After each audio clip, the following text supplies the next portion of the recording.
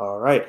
Welcome back, everybody. You're listening to the Business Casual Basketball Podcast. Aaron Washington coming back at you guys on the mic this evening. Super happy to have the opportunity to talk some more ball with y'all and just get some thoughts from a really great guest that I have here next to me on the broadcast. So this is Kalita Taylor. I'm sure some of you guys are not familiar with her, but you should because she's doing some really great things in the NBA world. And I've gotten the opportunity to check out some of her work, and she's been on a couple of pretty cool projects here in the past few months that she's going to tell you all about here in a second. But just to tell you all a little bit about Kalita, she is a sports business classroom alumni. She took part in it in 18, 19, had the opportunity to go through that process as well as me and some other people that I've had on the podcast here previously. She is one of the 5 contestants that took part in the NBA TV's program GM School that broadcast back in October. It was a 3-part series. She loves talking basketball strategy and team building strategies. And she is a graduate of Princeton University and Harvard Law School. So, Kalita, your resume speaks for itself. You're very accomplished. You've been doing some great things in the NBA and beyond that. And I'm really glad to have the opportunity to talk to you this evening about some NBA and some other topics here. So thanks for coming on. Yeah, thanks for having me on. Absolutely. Anytime I get to just have a conversation with a former sports business classroom participant and somebody that's been on TV, made in the big times, and had the opportunity to do that, got to bring them on. So excited for the opportunity, Kalita. Before we get on here to the formal content, I got to let you guys know about some sponsors that we have here that partner with Unwrapped Sports. So, of course, we have our teespring.com/doorsunwrapped link here for you guys to check out some of our apparel. We have some really cool shirts, leggings, joggers, like whatever you guys are looking for in the winter and beyond. We're going to have you guys set up there ready to go with your apparel. So be sure to check us out. Also, using this ticker at the bottom, you can see that mybookie.ag is one of our sponsors. They have a code USN100 that you guys can use to get your deposit doubled when it comes to betting and a lot of that other stuff over there. So check them out, have your deposit doubled, and be sure to get rolling with the betting game here. It's getting exciting now that we have some things like the James Harden trade and things like that here to shake things up. And then lastly, rxhemp.com has that code RXHemp-USN to save 10% off your entire order. So be sure to check those guys out when it comes to their products to help you rejuvenate and get ready for some athletic participation here, recover with your muscles and things like that. So they have a great product here. So be sure to check them out as well. But now that is addressed, Kalita, let's talk a little bit about some of these COVID protocols that have been taking hold of the NBA here in the past few weeks. We've seen a lot of things happen in the NBA over the past week or two that have really shaken things up all across the league. It's forced teams to be more flexible when it comes to their rosters, their day-to-day operations. Everything has taken a hit here. So the first thing I wanted to discuss and get your thoughts on is the Seth Curry situation. You know, that was really weird, just how that all took place. And I was just wondering, like, how exactly that Seth Curry get all the way to that game against the Nuggets without being pulled. So it turns out that his rapid test came back negative, according to what I heard. And the other test that allows him to, I guess it takes a little bit of more lead time, is the one that came back positive later on. So that's the one that kind of pulled him from the middle of the game action. So they were forced to play that game with technically, I guess, 8 players. I guess Mike Scott suited up and he didn't play, but he was there. They finagled that situation. So what do you think about that? Was that a mishandling on the league's part, or is it different of our NBA right now? It's so hard to navigate the world that we're in right now as far as, the test. So if the rapid test comes back negative, the question for me becomes like, what do you do with the players while you wait for the other test, And so, I think that the league might have wanted to think about how to structure the timing of the tests so that you could maybe quarantine the players while you wait for that final test.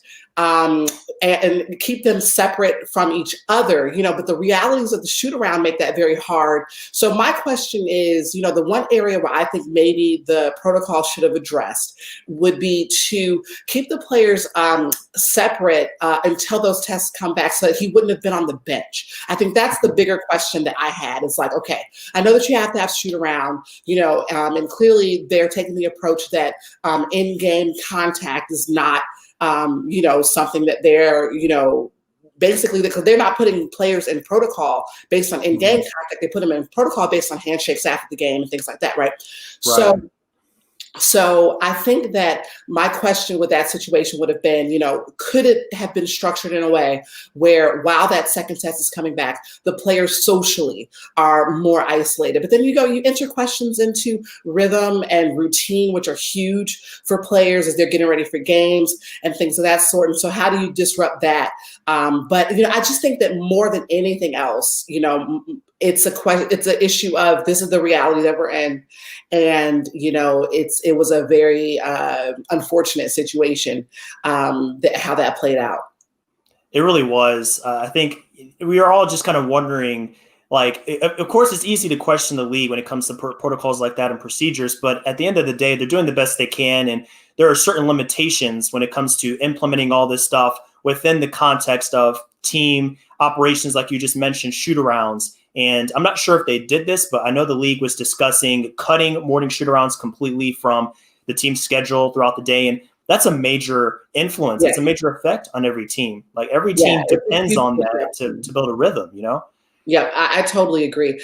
I mean, the one thing that I think as far as COVID goes that maybe the league, and I'm sure they had this on the table, but, could they have built in little breaks, so that once, so there's two ideas. One is, every now and again, there's a 5-day period where there are no games.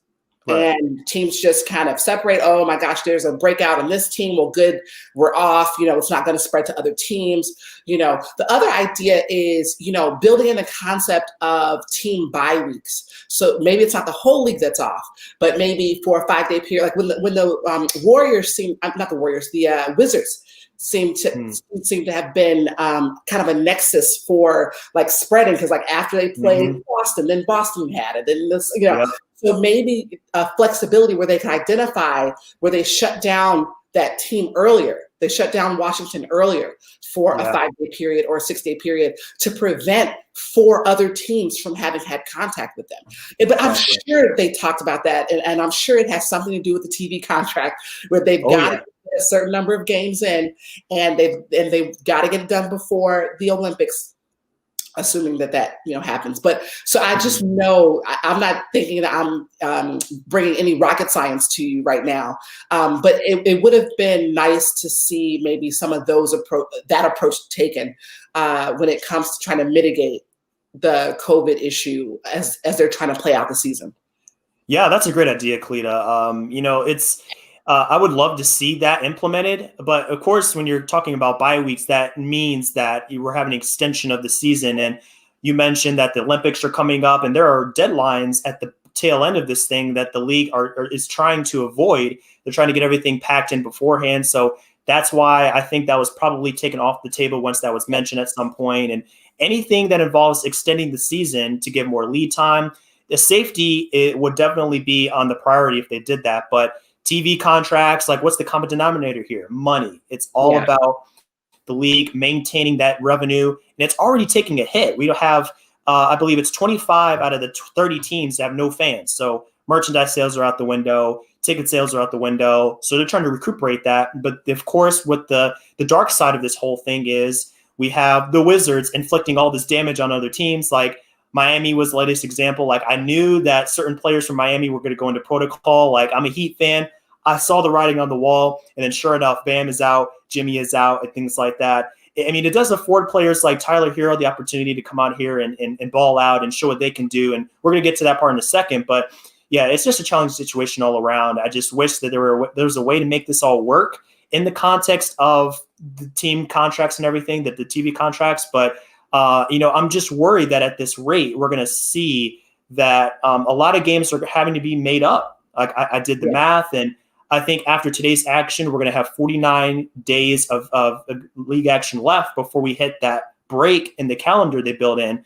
So we're talking about, maybe 50 games plus having to be made up if we're on this pace. And I'm sure you've seen it as well, Kalita. Every day, Woj and Shams are tweeting out that games are being canceled. So like right now, we're on a 1+ game per day being postponed. So I don't know what that means for after this. I know they built in a buffer, but at this rate, they're not going to have enough time to make up all those games and then continue on with the calendar. So that's my big worry right now. I'm just wondering how they get around that at this rate. Yeah, and I mean, one consideration I'm sure when it comes down to building in breaks in the official schedule is that it would have crunched the other games up into more 3 and 4 nights, more back-to-backs, more. And the Players Association, likely pushed back on that, because of player safety. And now you look up and they're going to have to cram games in, Yeah, get the canceled games back.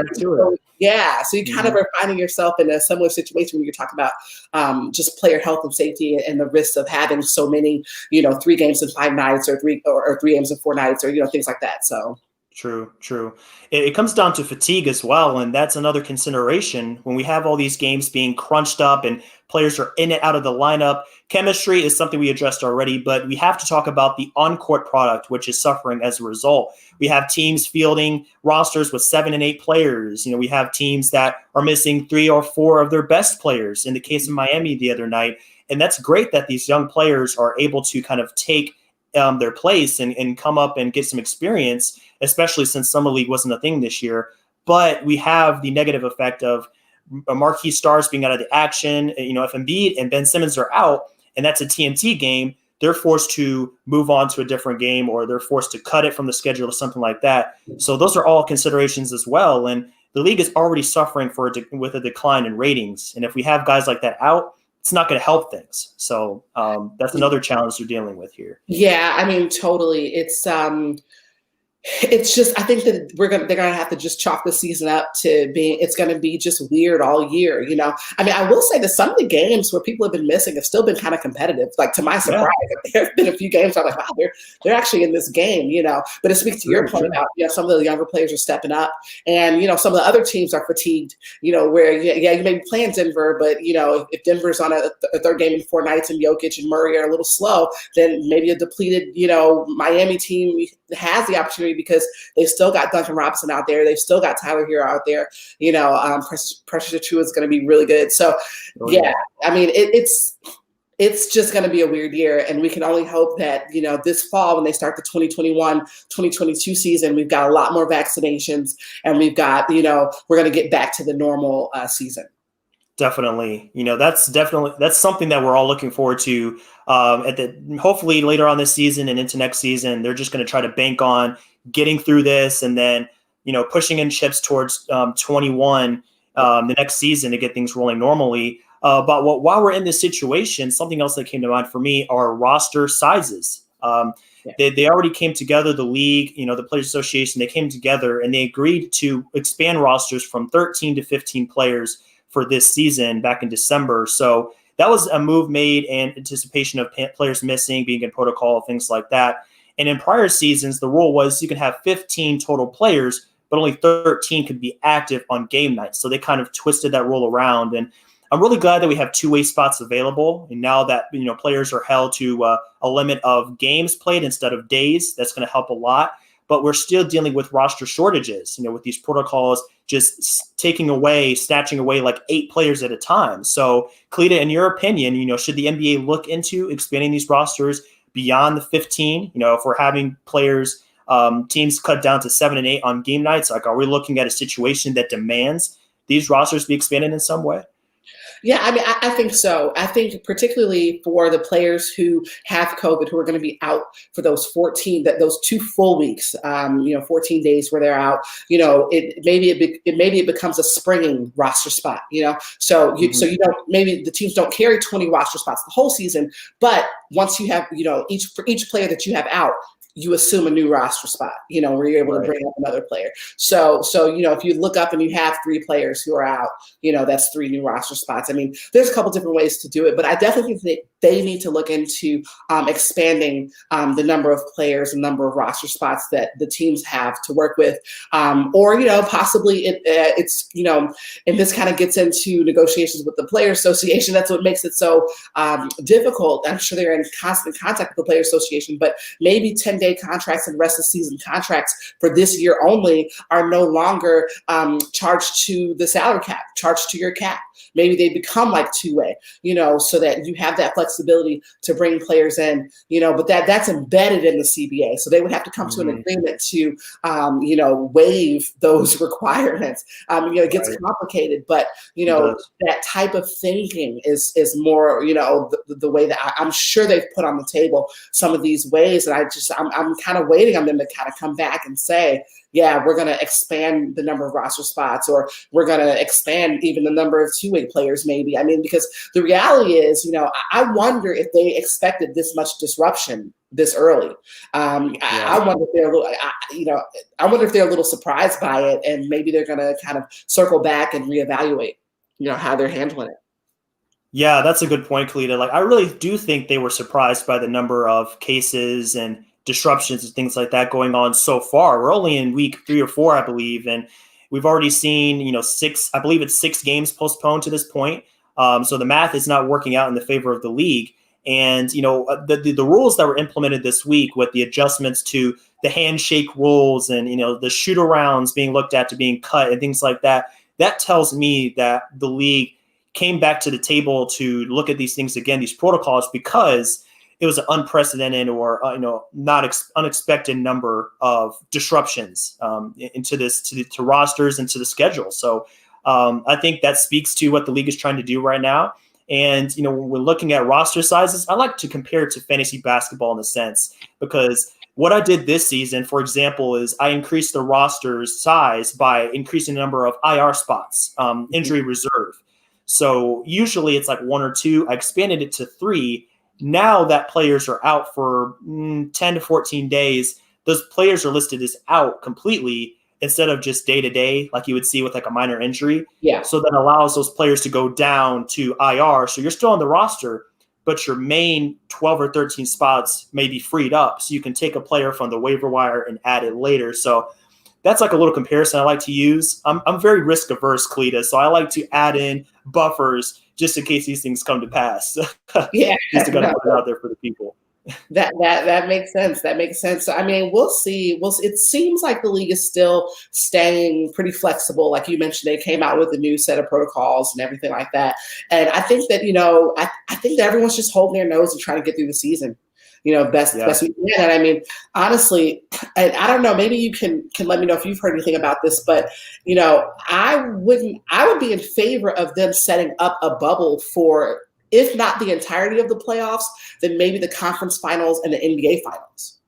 And I don't know if I've heard that, but if they can put together a good playoff product, and not have this affect the playoffs, and have everyone back healthy and everything, like I think that would be successful for the league. Because they're trying to get through the regular season, but I think that they have to be thinking about how to protect the playoff product and what they're going to be showing the world when that time comes around. Definitely. Like, I like the idea. There are definitely pros and cons to this approach. So if we're looking at it from both sides, the pros are consistency. So you wouldn't have to go in on the fly and change protocols, change rules. Everything is just set in stone. You know exactly each day what you're going to get, what to expect from the league, and how you go about your business.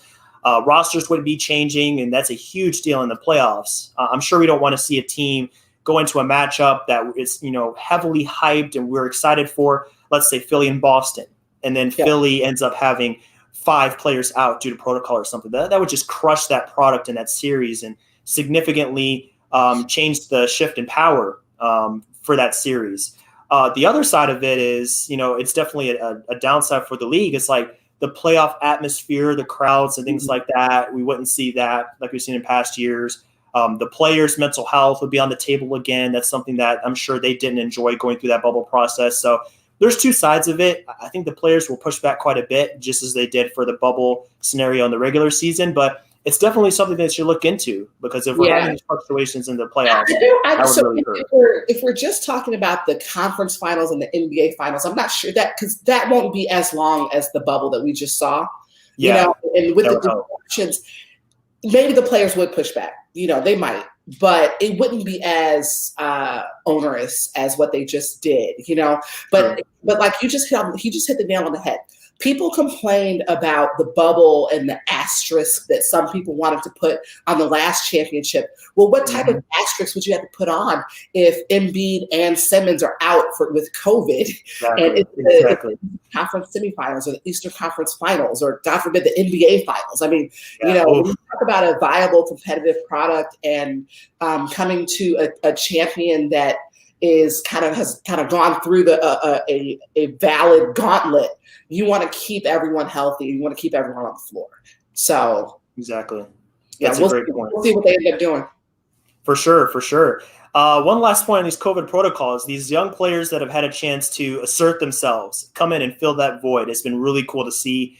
The first guy that comes to mind for me, you've heard all about him. Everybody that's watching this broadcast is probably almost tired of hearing his name now in the Sixers circle, but Tyrese Maxey, the rookie, has come in and made an enormous impact with the Sixers. And just looking at his numbers over the past few games, the past 3 games, which the Sixers have seen a huge decrease in their roster and their competitive output, 27 points, 6.5 boards a game, 5 assists, a steal, and a block per game, which tells me that his impact goes beyond the offensive end of the floor. He is a pest on defense. He's aggressive. He's physical. He loves to go downhill. That fits right into that kind of mold that the Sixers have been known for getting for their players so far. So what have you seen from him, Cleta, that's really impressed you about, just being a rookie, especially in these circumstances?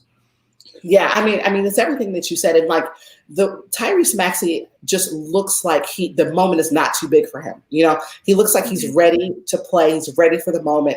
And, whenever you're talking about a later first round pick, you've got to be ecstatic about his future and about what he's giving you right now. I mean, he's joining a line of University of Kentucky guards now who, with a few exceptions, have come into the league and who have kind of lit the league on fire pretty early on, right? And so, when I heard his name possibly being floated with Ben Simmons to Houston, I mean, I personally thought that Houston would be running. I would have ran to that package because, we got Simmons, who I think needs a new I would be excited to see him in a new scenario outside of the partnership with Embiid. But then you get Maxey too. And because I think Maxey might be a star. I think he benefited from some of the COVID, protocols and some of the effect that's had on his team. But definitely other players as well. I mean, the Bulls have been a little bit shorthanded. They haven't had a couple players. So, Patrick Williams, his role has gotten, I think, a little bit bigger. He's playing very well. He's playing very well. So there are definitely a lot of players, but I think Tyrese Maxey is going to be that next Kentucky guard who comes in, who is going to do really, really well. Oh yeah, I mean, Kentucky's got a lot of them. So we've already seen, what John Wall's been doing recently, Jamal Murray. I mean, he's just going to follow in a long line of people Tyler Hero, just to make that program proud. And speaking of Tyler, the last couple games he's been fantastic. 31 and 34 points. His shooting from 2 has at least been good. The 3-pointer has been a little sketchy, but he is playing 38 minutes a game, and he's taking, believe it or not, 23 shots a game. So we're seeing the offensive output from Bam and Jimmy just funnel into Tyler Hero. And something I wanted to ask you about, I've seen this on Twitter. People are saying that since Jimmy and Bam at times seem to be a little bit less aggressive, they're almost like shot averse. They're just like content to just move the ball. It's like, well, why not let Tyler take all those shots? Let him take 20 shots a game and just command that offense. Like maybe that could spur a little bit more drive and just energy and output from the Miami side offensively. I like to see that. I mean, I think we might see that once everyone's back and playing regularly, where the offense flows a little bit more through Tyler. I mean, when he gets hot, you want to feed him. You want to feed that hot hand. And Jimmy showed in the bubble in the playoffs that he can still turn it on when he needs to. So that team's really interesting because they may be able to get Tyler going early on and get that offense flowing to him. But if he goes cold for a stretch, Jimmy can turn it right back on. So I'm really excited to see them again this year. I mean, I think the East is going to be really, really fun for the first time in years. We've got these teams on the table who, we all can order them in a different order, and we all might be valid, and it's going to be a good argument as to who's number one, who's number two. So yeah, it's going to be really interesting to watch the playoffs this year, as for both conferences. Absolutely. I am thrilled to see what Miami can do on the heels of their surprising finals appearance. Some would say fluky. That's a whole nother discussion, but I can't wait to see what they do with their litany of great players, and they're still in the mix. They didn't get Giannis, they didn't get Harden, but they still have a glut of young, talented players. So they're not out of the sweepstakes by any means. They're going to be in the hunt. They're still in it for sure. Absolutely. So we're talking a lot about what teams have been doing here. And of course, there was a huge deal that went down yesterday with the Harden trade, and that brought about a lot of thoughts, some from you, some from other people in the NBA sphere. But it all comes down to what these GMs are doing on the back end to give themselves a chance at a championship. So that really makes me think about the GM school experience, Kalita, that you were a part of not too long ago. And you assumed the role of a GM for a few episodes on NBA TV. Looks like an incredible experience, something that's like a once in a lifetime, just something you can get into and just be a GM for a day, so to speak. So the first question on hand, I just wanted to ask you, how did you find out about this opportunity? Did these people, the producers, approach you and say, hey, we want you on our program? Or did you just say hey, you saw an opportunity and you put your name in the bucket? How did that go for you? Yeah, they actually sourced the contestant pool from SBC, actually. So from SBC, 2016, 2017, 18, and 19. And some of the people who ran SBC put together a group of us. They sent us an email. It was hey, is this something that you might want to do? Can we give your contact information over to the producers? And so when I got the email, I was yeah, because I just love to do crazy stuff. So, I didn't wake up that day thinking, that I might be a contestant on a show. And I got the email and I was definitely.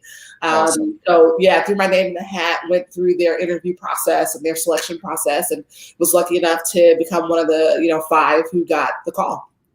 Nice. That's awesome. And from SBC, I'm sure that they saw the people were in that program and knew that they would be viable contestants for the show, because SBC has something similar. They have a whole experience where you can go through, and at least for this year, I did it virtually, but we had a whole free agency experience where we were on front office staff. So at least that's something that can kind of prepare you for the opportunity to be a part of something like GM school. But speaking of preparation, what did you do going into that show? Did you read up a little bit more on transactions? Did you want to get more familiar with the salary cap?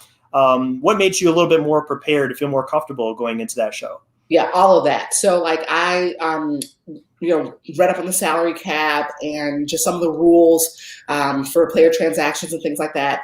Definitely looked at, transaction history for the league. And then, there was also an analytic portion to it. So, just basically took myself through questions that I had. So, what are some of the analytical factors that I think, can tell the story of how good a player is on defense, for example. So I spent some time on NBA.com and their stats pages and looked at all the very, very detailed player tracking stats and things like that, and started to, further tweak my formulations, because I think about that type of stuff all the time. But just kind of further tweak what I thought, would be important, for me to know going into the competition. Okay, I see. It seems like you did your homework. And of course, with an experience like that, you're going to be in front of some pretty legit people. Billy King was one of the judges, Wes Wilcox, both former GMs. So, you going into that, you don't want to be shorthanded. You don't want to be unprepared. You want to make sure you know your stuff before you go into something like that. So it makes a lot of sense. And, it seems like something that you took very seriously, and you wanted to make sure you had, you had a full pocket, he had all your ammo ready to go, and you can handle any question they threw at you. Because it seems like they had a lot of questions for you. It was almost like they drilled you at certain aspects. Was that intimidating at any point to you? Was there a little bit of sweat coming down your head at all? Like when they were asking you about some of your decisions? Yeah, for sure. I mean, Wes, Billy, they're former GMs, like you said. Renee Montgomery, player, a point guard. So of course, she just brings that point guard, that leadership, that Yeah. basketball knowledge into the room. Oh, yeah. So yeah, the three of them were great. I mean, yeah, there were some times where I got a little nervous. I mean, what's interesting is the first day of filming, it was like the awareness of the cameras, and like, there's like a little nerves from that. But then, like, at the end of the week, some of the feedback from the judges, they were asked, like, why did you? Yeah. So, I just tried to take a deep breath and enjoy the moment and be true to myself, Yeah, absolutely. I mean, that's really all you can do. You prepare, you be yourself. And it was really cool to see you and the other contestants all bring something a little bit different in terms of your approach, your strategy. And it makes me think, I think when they selected you guys for this program, they wanted to make sure there's a little bit of a variety in how you guys behaved and how you went about making these decisions. And that's what makes for great television. You don't want the same type of person on TV when you're going through things like that. You want the brash one. You want the one that dives into things head first. You want the conservative one that took their time to really look at the whole scenario before doing things. So that's something that stood out to me. And, I just love the different approach that you all brought to the table. And, I think you all were great. And I'm not sure how I would have held up, being on the spot in front of cameras, but I mean, I love what y'all were doing over there. It seems like it was super special. Yeah, I mean, everyone on the show, like we got along great. We all, some of us knew each other from SBC, and like you said, like Ben or Darius, are like way laid back, like totally mellow, and that's that's a strength, and Khan is very, very confident. I kind of brought that kind of nerdiness, like a little bit of professorial, attorney, I guess, kind of thing, but also tried to, kind of bring my own energy, like when we did the trade challenge and whatever. Kat just brings, she's a whirlwind of energy. When she comes into a room, she's talking to everyone, and, there's value in all of our approaches, but I think for me, the best part of the show was getting to interact with the Jason Terry, the former player. Oh yeah. Mitchell, who was a coach. Super cool, dude. It's one thing to like do trivia challenges or whatever, or do like a mock draft, but like to actually sit in a room with people and be able to test yourself, in that type of way. Like I'm not going to be able to do that in the real world, so it was good practice for me to just kind of be in the room and be around people that are around the league and professionals, Absolutely. And you have a background in law, and I know that's something that helped you immensely, because people that do law, I mean, I feel like they definitely have a head start when it comes to being an agent, when it comes to on the salary cap, because with the CBA, there's so many rules, so many protocols, and so many different exceptions and little, small details that you have to know when you're conducting operations like that. And it seems like that analytical approach that you had really helped you stand out among your peers and ultimately win the whole thing. What other ways do you feel like being an attorney and having that background gave you some advantages, some strengths going into GM school? Yeah, I mean, so the one challenge that I think my background really, really helped me have an advantage was we were interviewing Sam Mitchell for the coaching position. And so having worked, for a while, I've hired people, at my law firm. Like I've interviewed people that have wanted a job, at my firm and with my group, my practice group. And so having gone, and I was the only one, if I'm remembering correctly, the other four really hadn't. So I've been in that situation. So I was completely comfortable, like just kind of commanding the room and then driving the conversation for the interview. So I think that really helped me for sure. But now that I'm outside of the show, I'm trying to highlight my skills and with contract drafting and some other ways that I can help teams in real life. Kind of get their work done. So. I hear you. So going forward from that, have you heard from people reach out to you as a result of going through that experience? Have some doors open up for you? Like, how is your world different now that you went through something like MBA school that puts you on the map and put you in front of millions of people, on a broadcast like that? It's been great. I definitely had contact with people that are both currently working for teams and people that have formerly worked for teams who've reached out through one or more channels to get in contact with me. And it's been great just been able to pick their brains about certain topics, get my face in front of them or my voice if it's a phone call in front of them, and make that initial connection. So, I'm just kind of enjoying the moment and continue to try to make those connections.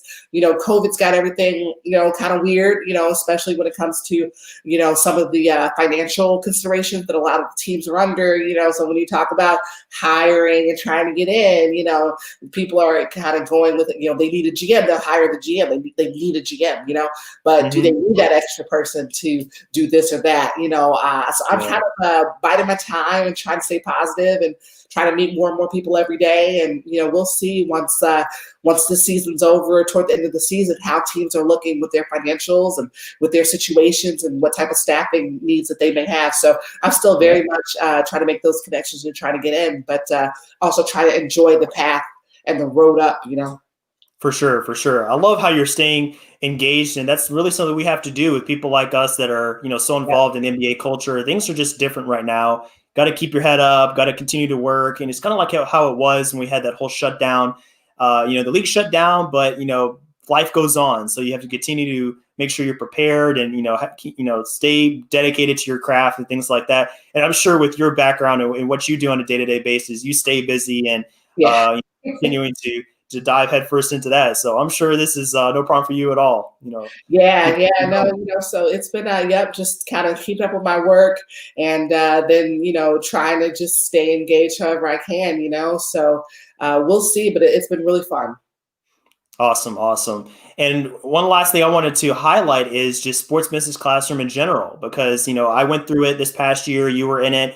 And, people can see what opportunities, what doors open for you once you go through that program. So if there anybody out there is interested in getting your foot in the league and getting started on the road to working in basketball, really anything in sports, it's a great place to start, opportunities with just the networking and getting to learn about the salary cap and analytics, like all of that is so important. And it's so impactful when it comes to how you look in the eyes of employers and people that you might want to get to know and chat with. So I think that your experience speaks to that, just being a part of that. I think that's the best marketing campaign, the best pitch you can possibly put out for prospective participants is something like that. It's like, hey, we put somebody in the chair of a GM for a day. Somebody got in the sight of Wes Wilcox and these people. So like that is probably the highest praise you can put on SBC is, your experience. For sure.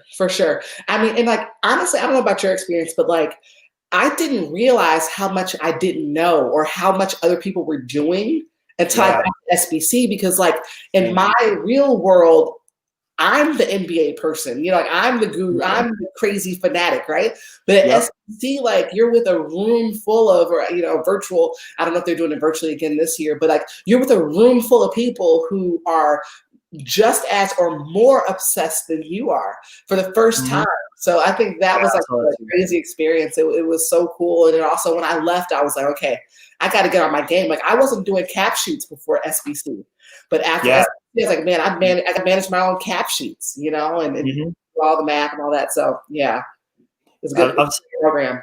I've noticed that too. When you are in your little bubble and, you interact with people every day, maybe you go to work and you're talking about the league. It's like, man, she really knows her stuff. Like this is blowing me away. It's almost like if you're playing basketball, you're in college, you're in high school, and you're like, I am at the top of my game. Like, I know what I'm doing. And you take that next step. And you just realize like you're at the bottom of the totem pole again. Like you go into the NBA from college and you're like, I do not know what I'm doing. I got to go back to the drawing board. So I'm definitely with you on that. And doing cap sheets, that's something that, people got to know how much work that takes. Yeah. And I've been working with some people from SBC that went through it with me on a website called No Trade Clause. And we throw up a bunch of cap sheets and we're doing that. And it's like, wow, like you really got to be analytical minds like you and me. That's where we thrive. This doing cap that's detail oriented to the max. So just love that as well. For sure. Awesome, Cleta. Well, I think that's going to wrap up our conversation here this evening. I want to thank you again for joining me on this broadcast and giving your experience to GM School and talking a little bit about these COVID protocols. I know it's not the best of circumstances. Things could be a little bit more smooth, but at least we have the league. At least we still have basketball and the chance to talk about it like this. So thanks so much. And I wish you the best in your future endeavors and anything else that comes your way as a result of being a part of GM School and SBC. Thank you so much. It's been super fun. Thanks for having me on the show. And, we'll see. I'll be interested to see how things shake out this season. And I'll be really grateful when things get back to normal next season. So. Me too. Me too. It's teaching us to not take anything for granted following this whole ordeal. It's all pretty awesome. So, if you want to find us on Business Casual Basketball, we're going to be on BC Basketball 2 on Twitter and Instagram. bcbasketball.info is the website. New post going up probably tonight or tomorrow about the whole James Harden dilemma. So be sure to check us out for some more salary cap details and things of that nature. We're going to be bringing to you all season. And we'll be back next week with some more NBA analysis with another great guest like Kalita. So be sure to check us out 5:30 p.m. every Thursday night, coming back at you with some more NBA content. So until next time, guys, enjoy your night, enjoy the rest of this NBA season, and we'll be coming back at you with some more NBA analysis real soon. Take care.